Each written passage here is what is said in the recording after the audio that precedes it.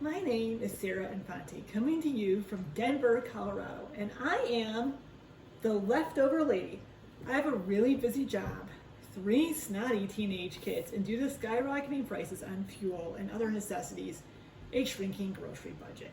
That's why I'm going to show you how to take things you already have in your fridge and transform them into fun and inventive new dishes. This is going to help you save money, get those dang kids to eat their vegetables, and expand your taste bud horizons way past the western slope. This video is actually dedicated to my adopted mom, Edie, and Edie is actually gluten-free. So the entire meal that I'm going to make is going to be really fast, super easy, and completely gluten-free. So tonight I'm making shepherd's pie. And shepherd's pie is basically just ground meat, vegetables, topped with mashed potatoes. So tonight I've got some leftover turkey meatloaf that's completely gluten-free. I actually make it with panko breadcrumbs as opposed to regular breadcrumbs because panko breadcrumbs are made out of rice. Then I have some vegetables. I have celery, onions, and carrots. This is also known as Americula. Then I actually have some potato pancakes. These are also left over from earlier this week. And I'm actually going to break these up and mix them in with some mashed potatoes. And that's going to be the potato element.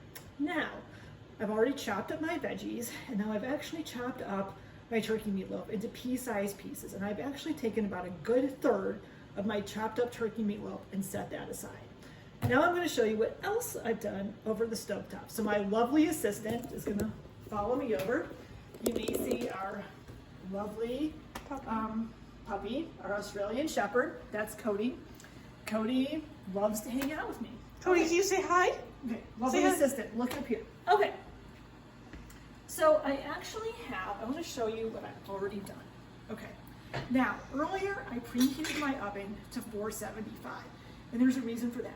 Then I actually took a tablespoon of butter and a tablespoon of olive oil, heated up in the pan, and actually just mixed my veggies for a few minutes, just till they were soft.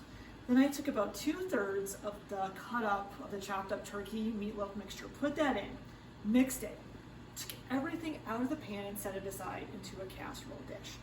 Then I actually heated another 2 tablespoons of butter and then put the remaining just turkey without the veggies in there.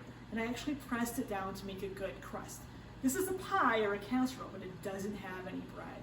So this little crusty layer that I created out of the turkey meatloaf is just gonna kind of help give it that sort of bottom crusty layer, that crunchy layer, which is actually gonna make it easier to serve later on.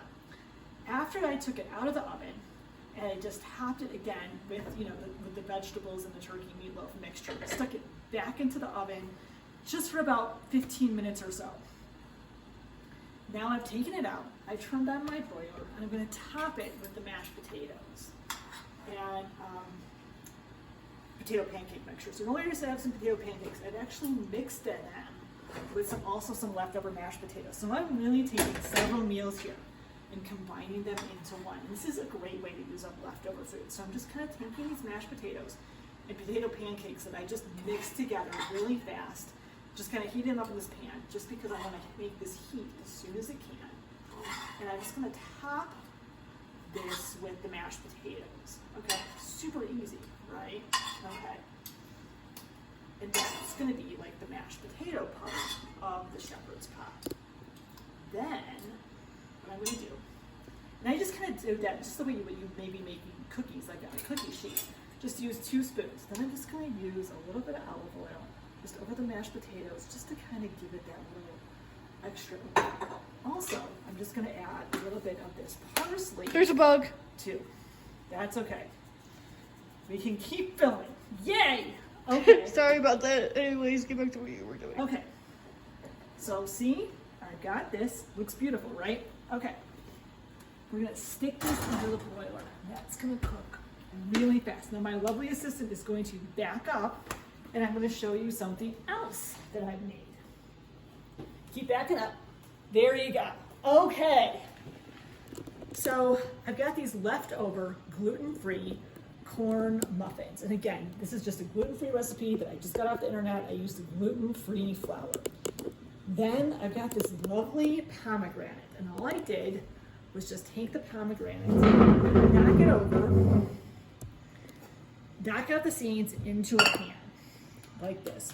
If you use a wooden spoon, they come out really fast. For some reason, it's not coming out. So I removed all the seeds from the white membrane because the white membrane you can't actually eat. So I basically just took out all the seeds, discarded the membrane, added a little bit of sugar, some lemon juice, and cooked it down. Then I just mashed it with a fork. And what you have left over, what you have when you do that, when you drain off the liquid, is this just wonderful kind of pomegranate compote, which is going to go really lovely on these cornbread muffins. So I'm just going to cut these up. And the pomegranate's just going to provide just a little bit of that kind of fruity, yummy element to it. Okay, so then I'm just going to take a little bit of my compote and just kind of smash it down. See? Beautiful like that, right? Okay, I just can't resist. I'm just going to have a quick bite of this because it's just... Does it taste good? It goes so well with the gluten-free cornbread that they actually do kind of stay down because I actually mashed them with a fork and cooked them down for just a few minutes. But they just, it's this fruity, wonderful little pop of fruitness with the cornbread.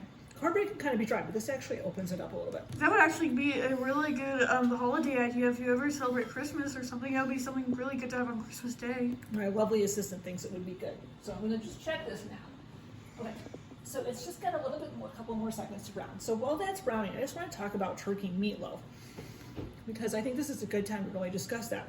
So I don't actually even use a recipe for turkey meatloaf.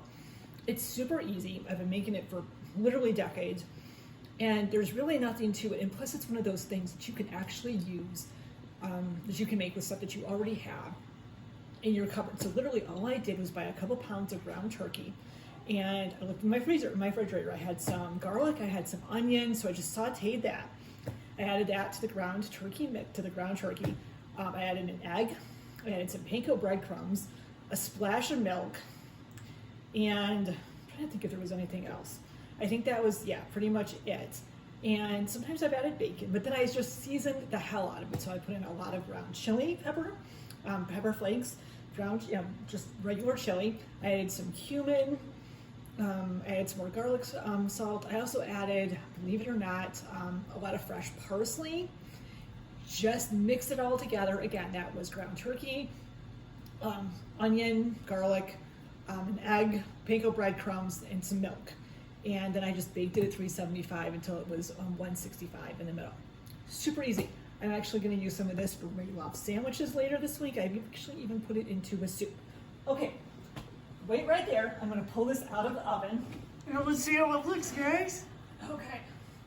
And voila! Voila! Here you go. You can see it's just slightly brown on top. Super crispy, really good. And then I'm going to show you what it looks like when it comes out. And that is how things are done the Infante way. This is how things are done at the Infante household. So again, I've got my fancy fish spatula here, which I know we've talked about.